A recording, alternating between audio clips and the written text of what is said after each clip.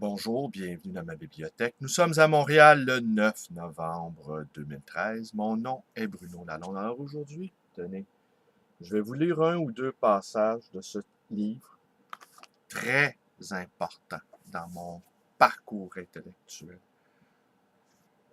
Je me suis toujours considéré comme un patenteux. J'ai toujours pensé que la vie, c'était une patente à gosse et que moi-même, j'étais un être raboudiné, rapaillé, comme disait le poète.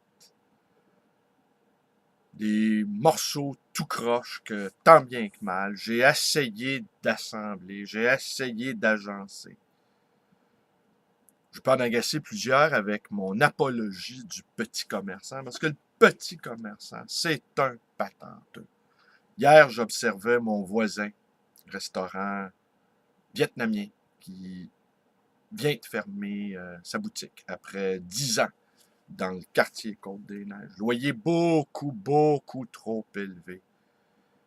Et je le voyais jeter dans les vidanges, dans les poubelles, quelques-uns de ses accessoires de restaurant. Que, des, que, de, que de détermination.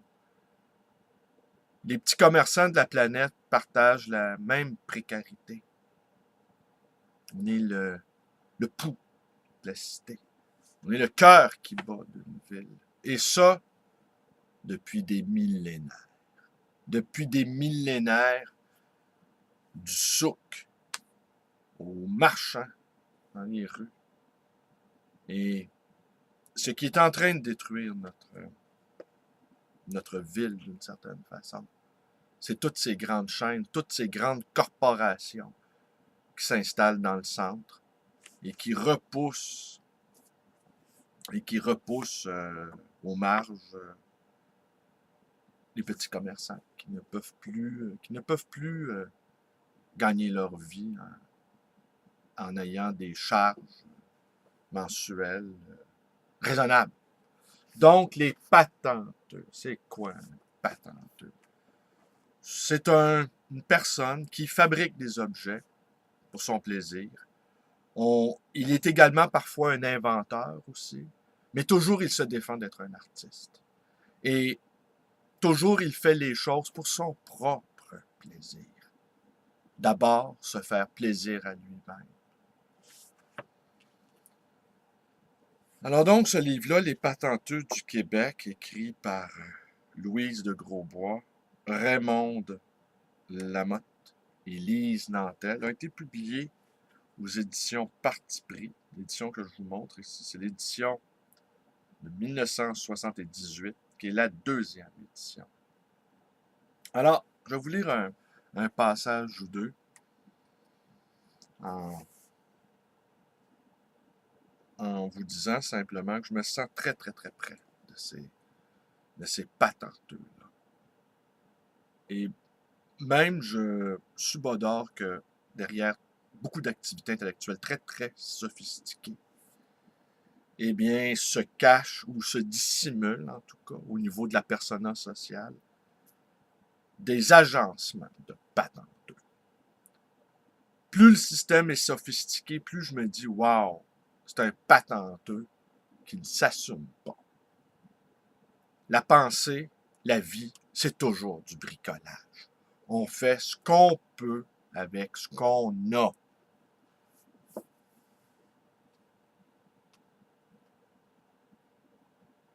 On s'était aperçu que si le peuple québécois avait survécu à 300 ans d'humiliation et de dépossession systématique, c'est qu'il n'était peut-être pas un peuple sans culture et sans histoire. L'ingéniosité dont ont fait preuve nos ancêtres pour s'adapter au climat d'ici et pour vaincre leur isolement en témoigne. Ils ont dû, pour survivre, réinventer leur architecture, leurs outils, leur façon de s'alimenter et de se vêtir, de même que leurs fêtes. Ce processus de réhabilitation de notre histoire et de notre culture, qui était aussi une tentative de décolonisation, nous a donné une nouvelle image de nous-mêmes et nous a amenés à chercher qui nous étions. Quant à nous, ce qui nous intéressait était de savoir qui étaient les descendants de nos ancêtres artisans et quelles étaient les manifestations actuelles de cette ingéniosité dans une société qui ne laisse plus de temps à l'invention. Ouais, c'est observable maintenant que les patenteux, ces gens qui fabriquent des objets et qui les exposent sur leur parterre à la vue de tous, c'est une espèce en voie de disparition. Parce qu'il est de plus en plus difficile pour les gens d'assumer leur singularité. C'est un des ravages de la société consumériste, post-industrielle, de nous formater, de nous cadastrer. Très difficile de se libérer de cela. Aujourd'hui, eh bien, on dépose sur les parterres, dans les campagnes québécoises, des objets fabriqués en Chine. C'est un appauvrissement de notre imaginaire collectif que cet asservissement aux produits manufacturés. Alors, les patenteux, eux, ils gossaient des affaires avec leurs mains. Ils s'inventaient une créativité. D'ailleurs, l'un des patenteux, il dit un patenteux, mademoiselle Mathilde Laliberté nous dit, un patenteux, c'est quelqu'un qui fait des affaires que d'autres n'ont pas faites jamais et puis qui a de l'imagination dedans. Je me considère pas comme un artiste, mais bien comme un débrouilleur, un dérafleur, un picoteux, nous dit Albert Giroux, sans doute l'ancêtre de mon ami David.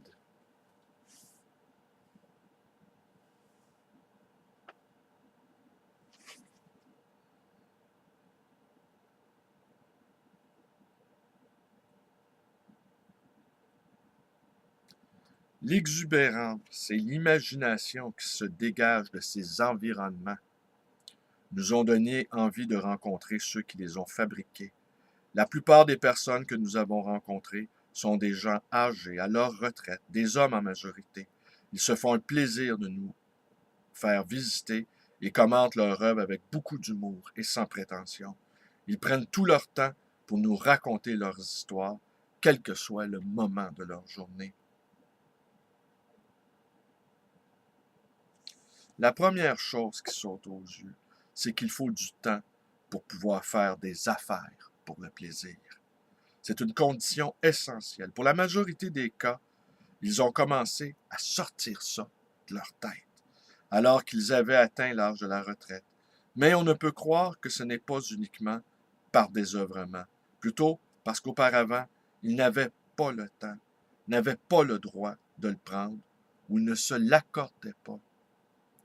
Si plusieurs nous disent qu'ils ont commencé parce qu'ils n'avaient plus rien à faire, d'autres plus jeunes, qui ne sont pas encore écartés du travail dit productif, nous disent travailler à leur décoration dès qu'ils ont un moment de libre, le soir, la fin de semaine, et qu'ils ont hâte d'être à la retraite pour en faire plus. Ce n'est qu'à ce moment-là qu'ils s'accordent le droit de se lâcher lousse, de s'adonner à une activité par laquelle ils se sentent valorisés parce qu'ils la contrôlent totalement et qu'elle ne met aucun frein à leur liberté d'invention. Et quand ils disent qu'ils s'amusent comme des enfants, on comprend que c'est leur type de production qui est associé à celle des enfants parce qu'elle n'est pas rentable. La plupart des gens ont exercé ou exercent un métier manuel, ce qui leur a donné l'habitude de multiples matériaux et techniques, la fierté de connaître un métier à fond et d'être reconnus pour leurs compétences leur donne sûrement une confiance en leur habileté que ne connaissent pas facilement ceux qui travaillent toujours à la chaîne. Il y a un plus grand monde qui travaille à la chaîne. T'asservi au service. Hein? Des services sans arrêt. Des services qu'on reçoit de plus en plus mal, d'ailleurs.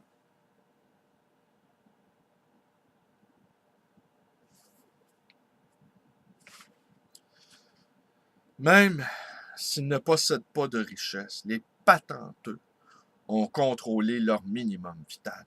La plupart sont propriétaires de leurs terres, si petites soient-elles. Ils ont bâti leur maison ou l'ont héritée de leurs parents. Si ce fait n'est absolument pas une garantie d'invention, il reste toutefois qu'il est plus encourageant d'embellir ce qui nous appartient et pouvoir le retransmettre à ses enfants à son tour que de se désarmer pour hausser la valeur locative du logement d'un gros propriétaire urbain.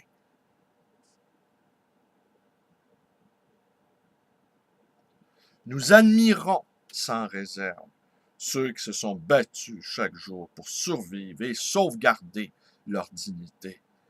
Mais nous n'oublions pas que ces mêmes contraintes ont écrasé.